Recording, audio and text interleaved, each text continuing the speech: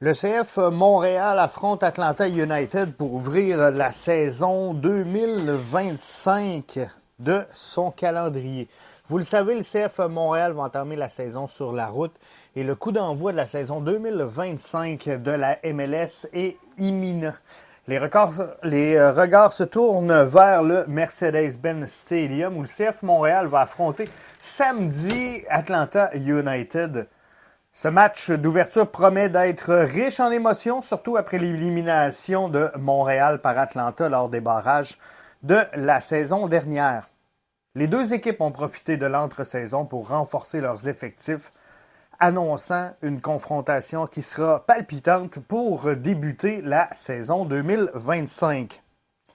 Si on fait un jeu de comparatif des clubs avec les trajectoires et les ambitions, CF Montréal de Laurent Courtois entame cette saison avec une soif de revanche après l'élimination cruelle au tir au but face à Atlanta en 2024. L'équipe montréalaise aspire à débuter 2025 sur une note positive. L'entre-saison a été marquée par des mouvements stratégiques visant à combler certaines lacunes identifiées lors de la campagne précédente et soulevées lors du bilan par Gabriel Gervais.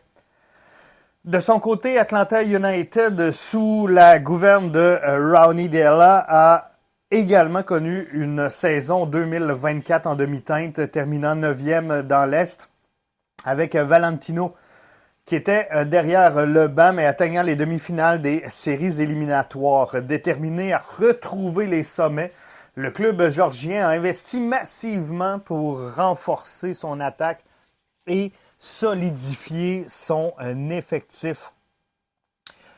Dans l'entre-saison, le marché des transferts a été animé pour les deux formations. Atlanta a frappé un gros coup en signant l'attaquant ivoirien Emmanuel Latelat en provenance de Middlesbrough pour un montant de 22 millions de dollars. À 26 ans, Latelat est reconnu pour sa vitesse, pour son sens du but. Il a inscrit 29 buts en 67 matchs avec le club anglais. Son arrivée est perçue comme une réponse directe aux besoins offensifs d'Atlanta, surtout après le retour de Miguel Almiron, rapatrié de Newcastle, pour 10 millions. Ces acquisitions témoignent donc de la grande ambition d'Atlanta United de revenir une force dominante dans la MLS. Du côté de Montréal, l'accent a été mis sur le renforcement du milieu du terrain et de l'attaque. Le club a acquis le milieu de terrain Victor Letouris, apportant un peu de profondeur dans l'entrejeu. Le club a également signé l'attaquant joueur désigné Giacomo Vrioni en provenance de New England, visant ainsi à combler le vide laissé par le départ de Joseph Martinez. Vrioni a été auteur de 9 buts la saison dernière. Il vient apporter une expérience précieuse et une présence offensive quand même significative pour le CF Montréal. Du côté du bleu-blanc-noir, on a pris la décision surprenante de ne pas renouveler Joseph Martinez malgré ses 11 buts en 2024.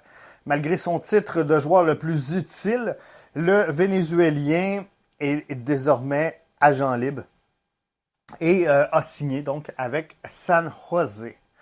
Ce choix stratégique pourrait s'expliquer par une volonté de rajeunir l'effectif et d'explorer de nouvelles options offensives. On le sait, le CF Montréal a fait son pain et son beurre à recruter, former et vendre des joueurs. C'est ce vers quoi ils veulent se diriger. Atlanta United, en plus de ses recrutements offensifs, a réajusté son schéma tactique pour intégrer efficacement ces nouvelles recrues. Association potentielle entre Latelat et Almiron pourrait venir redéfinir toute la dynamique offensive de cette équipe-là, offrant une combinaison de vitesse, combinaison de créativité et une finition clinique. Pour ce premier affrontement de la saison entre le CF Montréal et Atlanta United, risque d'y avoir beaucoup d'intensité, beaucoup également de stratégie. Montréal va chercher à imposer son rythme et à exploiter les automatismes développés en pré-saison. Atlanta va miser sur l'impact immédiat de ses nouvelles stars pour déstabiliser la défense montréalaise. Les duels individuels seront à surveiller. notamment la confrontation entre la défense de Montréal et l'attaque revitalisée d'Atlanta United. La capacité de Montréal à contenir l'Atellate et Almiron pourrait déterminer l'issue de la rencontre. L'efficacité de Vrioni à la pointe de l'attaque sera cruciale pour concrétiser les opportunités face à une défense d'Atlanta qui cherche à se montrer intraitable. Vrioni est encore une valeur incertaine pour ce match-là. Prince Ozu pourrait être titularisé pour cette rencontre-là. Parlant de cette rencontre-là, c'est plus qu'une simple rencontre.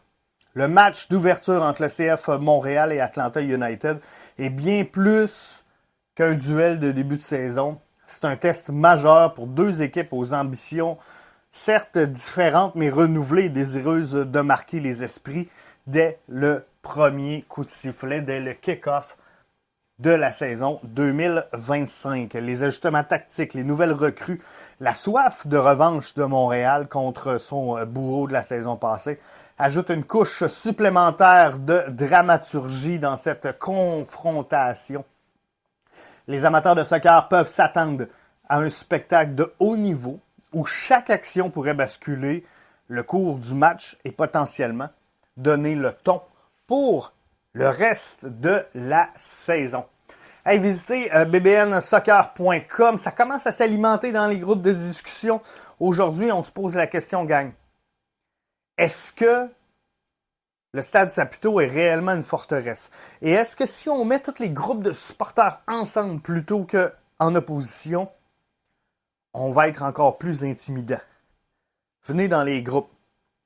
Vous devez vous inscrire sur le site, mais ça demeure entièrement gratuit pour participer au groupe. Sinon, pour les membres premium, on a sorti le premier Power Ranking, donc dans BBN TV sur MLS 24/7.